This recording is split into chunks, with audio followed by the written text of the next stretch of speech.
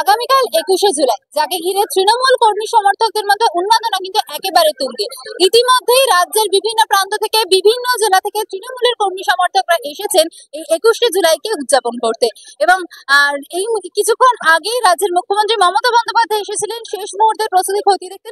শুধু মমতা বন্দ্যোপাধ্যায় নয়, রাজ্যের সর্বস্তরের নেতারাও আসছেন একে একে এই 21শে জুলাইয়ের আগের সন্ধ্যায় কতটা কি প্রস্তুতি, কতটা জনগণ আসছেন সেটাও দেখতে। এই মুহূর্তে আমাদের সাথে রয়েছেন তৃণমূল বিধায়ক অখিল গিরি। শুনে নেব কি বলছেন তিনি।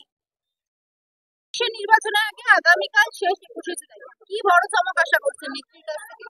অনেক বেশি নেত্রী আমাদের কি বার্তা দেবেন নেত্রী বলবেন, কিন্তু আমরা আশা করছি যে আগামী দিনে যে ভারতীয় জনতা পার্টি আমাদের বাংলাকে বঞ্চনা করছে এবং বিভিন্নভাবে ধর্মের নামে এবং বাঙালি বিদ্বেষ সারা ভারতবর্ষে ছড়িয়ে দিচ্ছেন এবং দাঙ্গা লাগাবার চেষ্টা করছেন এবং উন্নয়নে বাধা দিচ্ছেন, সেই ব্যাপারেই সবাইকে ঐক্যমত হয়ে কাজকর্ম করার একটা নিশ্চিতভাবে বার্তা দেবেন।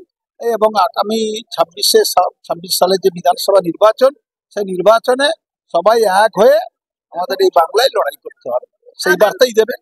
আগামীকাল তৃণমূলের 21শে জুলাই, অপরদিকে বিজেপির পক্ষ থেকে উত্তরকন্যা অভিযানের ডাক দেওয়া হয়েছে এবং কংগ্রেসের পক্ষ থেকে পলাশীতে একটি মিছিলের ডাক দেওয়া হয়েছে।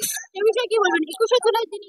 উত্তরকন্যা ডাকটা ভারতীয় জনতা পার্টির একটা চমক লাগাবার একটা, শুধুমাত্রই কোনো কর্মসূচি তাদের সামনে নেই, শুধুমাত্র একটা চমক লাগাবার জন্য ভারতীয় জনতা পার্টির বিরোধী দলনেতা একটা ডাক দিয়েছে। সেই উত্তরকন্যা অভিযান তাদের সফল হবে না এবং এটা শুধুমাত্র একটা রাজনৈতিক চমক ছাড়া আর কিছু। প্রধানমন্ত্রী বিহারের সভা থেকে বলেছেন তিনি যে বীরভূমকে বেঙ্গালুরু করবেন এবং জলপাইগুড়িকে জয়পুরের মতো উন্নত করবেন। সে বিষয়ে কি বলবেন? তাদের যে সমস্ত জায়গায় সরকার আছে ভারতবর্ষে, সেই জায়গাগুলোতেই উন্নতি করতে পারছে না, তারপরে আবার বীরভূমকে তিনি বেঙ্গালুরু করবে বলছেন। আজ পর্যন্ত যা প্রতিশ্রুতি দিয়েছেন তা কোনোটাই তিনি পালন করতে পারেননি। কখনো বলছেন 2 কোটি মানুষকে চাকরি দেবেন, কখনো বলছেন বিভিন্ন জায়গায় এত উন্নতি করবেন, কিন্তু কোনোটাই তিনি পূরণ করতে পারেননি। এগুলো সমস্ত ধাপ্পাবাজি কথাবার্তা, এগুলো সমস্ত মানুষের কাছে মিথ্যা প্রতিশ্রুতি। নির্বাচন এলেই প্রধানমন্ত্রীর একটা না একটা কিছু বাহানা থাকে, কোথাও কখনো বিভিন্ন ভাবে জম্মু কাশ্মীরকে নিয়ে একটা ইস্যু করেন তাই ভোটে জিতবার জন্যে, আবার বিহারে গিয়ে বলছেন অমুক, বীরভূমে গিয়ে বলছেন বিভিন্ন ভাবে উন্নয়ন করবেন। কোনো উন্নয়নই করবেন না। যেগুলো তাদের রাজ্য আছে সেখানে উন্নয়ন করে দেখাক তারা কি উন্নয়ন করছে। 21শে জুলাইতে আগত তৃণমূল কর্মী সমর্থকদের উদ্দেশ্যে কি বার্তা দেবেন? আমরা আগামী দিনে যাতে ভারতীয় জনতা পার্টি এই বাংলা থেকে একেবারে নীল হয়ে যায়, একেবারে শূন্য হয়ে যায়, আমরা সবাই ঐক্যমত ভাবে সংঘবদ্ধ ভাবে তাদের বিরুদ্ধে লড়াই করব বিধানসভায়।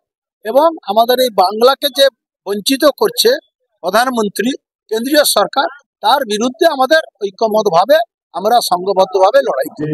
আপনারা যেমনটা দেখতে পেলেন যে তৃণমূল বিধায়ক অখিল গিরি কিন্তু ঐক্যবদ্ধভাবে লড়ার বার্তা দিচ্ছেন এবং তিনি চাইছেন আগামীকালের 21শে জুলাইতে মমতা ব্যানার্জি যেন বিজেপি যে ধর্মান্তকরণের রাজনীতি করছে তার থেকে সরে গিয়ে সকলকে একসাথে ঐক্যবদ্ধভাবে লড়ার বার্তা দেন। এরকমই আরো আপডেটের জন্য চোখ রাখুন সময় 365 পর্দায়। ক্যামেরা চয়নজিৎ মান্নার সাথে ঈশা ভক্তের রিপোর্ট, সময় 365 কলকাতা।